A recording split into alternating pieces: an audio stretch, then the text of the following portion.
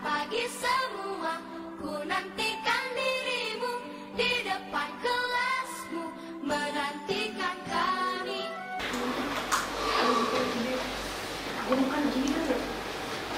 Oke, baik. Bismillah. Assalamualaikum warahmatullahi wabarakatuh. Apa kabar anak-anak semuanya hari ini?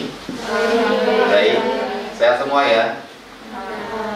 Ya, sudah pada sarapan semua kan tadi pagi? Sudah. Ya, alhamdulillah. Ya, mudah-mudahan kita saat diberikan kesehatan, ya, kita harus lebih semangat lagi untuk melakukan aktivitas kita seperti biasa, yaitu sekolah dan belajar, ya. Nah, hari ini kita akan lanjutkan untuk bab yang fluida dinamis, ya. Nah, ini bab yang kalau kemarin itu fluida statis, sekarang kita masuk ke fluida dinamis. Tapi sebelum kita masuk ke pembahasan fluida dinamis, Bapak ingin mengetahui untuk kehadiran hari ini, apakah sudah hadir semua? Gimana ketua kelas? Hadir semua? Ya, alhamdulillah, semuanya hadir ya. Jadi bisa mengikuti pembelajaran ini dengan lebih semangat lagi. Oke, sebelum kita mulai, Bapak minta kepada ketua kelas untuk memimpin doa bersama kepada teman-temannya. Silakan ketua kelas untuk memimpin doa. Doa dimulai. Ya.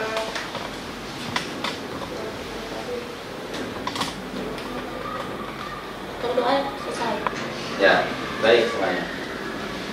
Terima kasih kepada ketua kelas untuk memimpin doa teman-temannya. Pada hari ini, Bapak ingin menyampaikan atau memberikan pembelajaran tentang bab selanjutnya, yaitu tentang fluida dinamis, ya. Fluida dinamis, ya. Jadi fluida, kalau kemarin itu kita belajar tentang fluida statis, yaitu fluida yang dalam keadaan yang diam. Kalau sekarang kita masuk ke dalam fluida dinamis, ya. Nah, tujuan pembelajaran yang kita lakukan untuk pembelajaran hari ini, yaitu yang pertama, menganalisis laju aliran fluida pada dua penampang yang berbeda. Kemudian menganalisis hubungan waktu dengan laju aliran fluida melalui persamaan kontinuitas. Yang ketiga, menerapkan konsep debit suatu fluida dalam kehidupan sehari-hari, ya. Jadi anak-anak semuanya, kita hari ini akan mempelajari tentang debit aliran fluida, ya. Nah, ada yang masih ingat tentang fluida kemarin? Kalau kemarin kan fluida statis, ya. Fluida statis itu fluida yang apa? Diam, ya. Nah, jadi fluida dalam keadaan diam. Kalau sekarang fluida yang dinamis, ya. Nah, yang kalian tahu fluida dinamis itu seperti apa? Aisyah mungkin? Kalau kemarin fluida statis itu fluida yang diam, berarti kalau dinamis fluida yang bergerak, ya. Baik, terima kasih ya Aisyah, kalau luar biasa sudah punya pandangan tentang fluida dinamis, ya. Nah, begitu juga harapan dari Bapak, kalian semua sudah mempunyai basic dari fluida dinamis ini, ya, sehingga kedepannya itu bisa lancar dalam ikut pembelajaran ini. Banyak sekali manfaat yang kalian dapat nanti kalau kalian belajar tentang fluida dinamis, ya. Nah, salah satu contohnya misalkan fluida dinamis, ya, yang sering kita kenal, yang sering kita jumpai dalam kehidupan sehari-hari, ya. Misalkan kalian menyiram tanaman, ya, atau menyiram halaman rumah. Pakai apa kalian menyiram halaman rumah? Pakai selang apa gayung? Pakai selang, ya. Nah, kalau selang itu kan biasanya jaraknya, kenapa kalian memakai selang? Biar jangkauannya jauh, ya. Nah, gimana caranya biar jangkauannya itu jauh? Diperkecil luas permukaannya, ya. Oh, luar biasa. Kita kasih aplaus untuk Aisyah, ya, untuk pembelajaran kita hari ini, ya. Nah, baik anak-anak semuanya, sebelum kita masuk ke pelajaran fluida dinamis sendiri, ya, silakan kalian ambil HP-nya untuk melakukan tes diagnostik, ya. Nanti Bapak akan mengirimkan tesnya mulai di Google Classroom ataupun di grup WhatsApp. Silakan dibagikan ke teman-temannya. Ya, silakan yang lain HP-nya diambil aja, atau salah satunya dibagikan, ya, untuk melakukan tes diagnostik.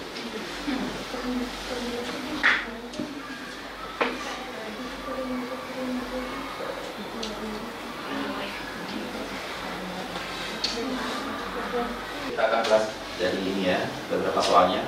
Perhatikan aliran air dari keran dan perhatikan aliran air dari keran yang dibuka sedikit. Mengapa luas penampang aliran air semakin sempit ketika jatuh? Mengapa, ya? Mengapa luas penampang aliran air itu? Jadi air itu semakin ke bawah semakin sempit. A. Karena volume air berkurang. B. B karena volume air bertambah. Kemudian yang C karena kecepatan aliran air berkurang, karena kecepatan aliran air meningkat, karena pengaruh udara luar. Bagaimana menurut kalian? Oh, luar biasa ya, D ya. Jadi karena kecepatan aliran air meningkat. Nah, jadi luar biasa jawabannya. Jadi semakin ke bawah itu karena tarikan gravitasi itu semakin air semakin cepat gitu. Nah, iya. Ini ada fokus masalah dulu ya. Kita lihat dulu permasalahannya. Ini dulu. Ya. Irigasi merupakan faktor utama dalam upaya penyediaan aliran air untuk penunjang proses pertanian. Indonesia banyak mengadopsi sistem irigasi permukaan dengan mengambil air di sungai melalui bangunan bendung hingga pada lahan pertanian. Ada nih misalkan ya, pada saat kita ketemu sebuah bendungan, kita akan melihat petugas bendungan membuka dan menutup, mengontrol air secara berkala. Dia akan membuka, menutup secara berkala. Ada petugasnya. Nah, apa sajakah yang menjadi pertimbangan petugas tadi saat mengatur waktu membuka dan menutup alat pengontrol tersebut? Nah, jadi saat membuka untuk mengalirkan air tadi, apa aja yang dipertimbangkan oleh petugas tadi? Ya, nah itu yang akan kita teliti hari ini ya. Apa hubungannya dengan permasalahan tadi? Ya. Nah, kira-kira mungkin kalian ada bayangan nggak tentang video tadi? Ya, tentang video yang kalian perhatikan tadi, kira-kira petugas tadi saat membuka menutup tadi apa yang dia pertimbangkan? Tekanannya. Apalagi? Ada lagi mau menjawab? Ada tekanan? Debit airnya. Nah, baik. Jadi semuanya sudah mempunyai bayangan ya. Jadi apa aja yang dipertimbangkan oleh petugas tadi saat membuka dan menutup airnya tadi ya, air dalam bendungan tadi. Nah, untuk itu kita akan melakukan suatu percobaan yang menunjukkan sesuai dengan tujuan kita tadi apa pengaruhnya luas penampang dengan debit air ataupun kecepatan air tadi ya melalui ruas tersebut. Ya, untuk itu mari sama-sama kita bentuk kelompok seperti biasa. Ya. Bentuk kelompoknya seperti biasa, kelompok 1, 2, 3, dan 4 kemarin ya. Silakan dibentuk kelompoknya. Tentunya tempatnya di mana?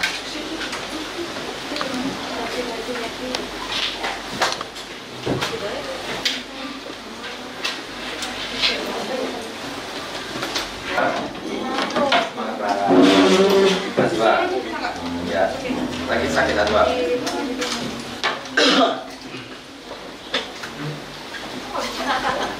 Satu ya semuanya. Asal. Mana lagi kelompok?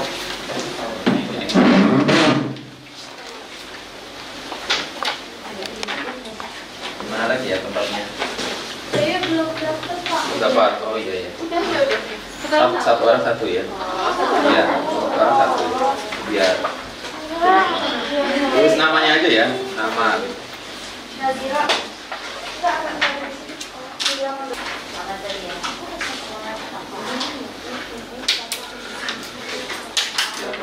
Ya. Ini satu kelompok itu memiliki luas yang berbeda ya. Ini sedotannya ini ada luas yang berbeda. Ini buat disesuaikan.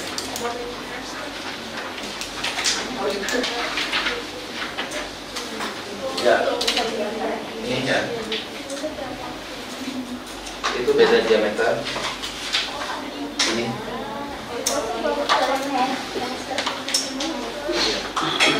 Ayo, semangat ya. Jadi diukur dulu diameternya pipanya itu, selangnya itu diukur dulu diameternya.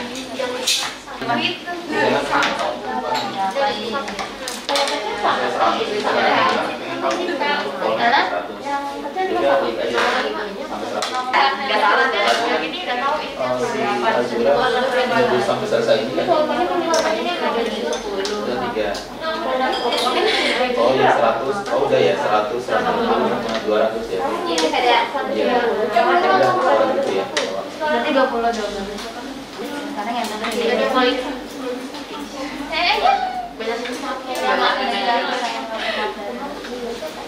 Bisa Kak. Kamu pakai 13 kali ya?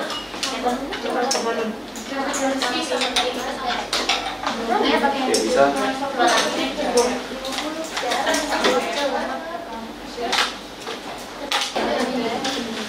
Kalian hasil percobaannya nanti ditulis di sini. Ya. Tulis di sini. Ya. Nanti pakai spidol ini ya. Nanti diinformasikan di sini aja.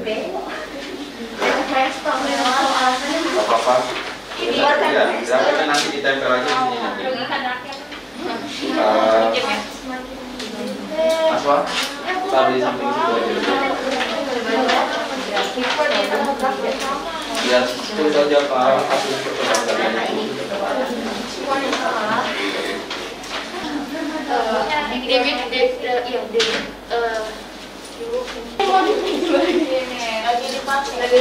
Oh, ini buat gambar ini. Oh iya, nama anakku tadi pakai yang tadi aja. Sama ya sama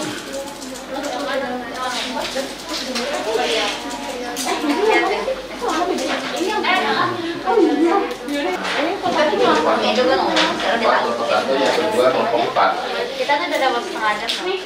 Bintang hitamnya mana ini? Nah, tutupnya di sana Kak.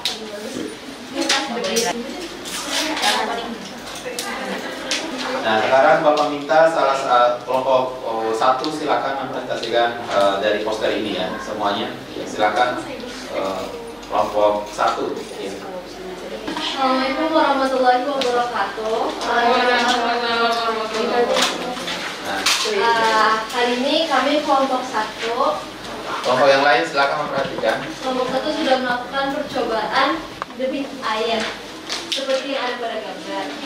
Ya. Kita perlu bahan gelas ukur, jenis selang pada benda ukur, beda ukur, gelas plastik, stopwatch, sama penggaris.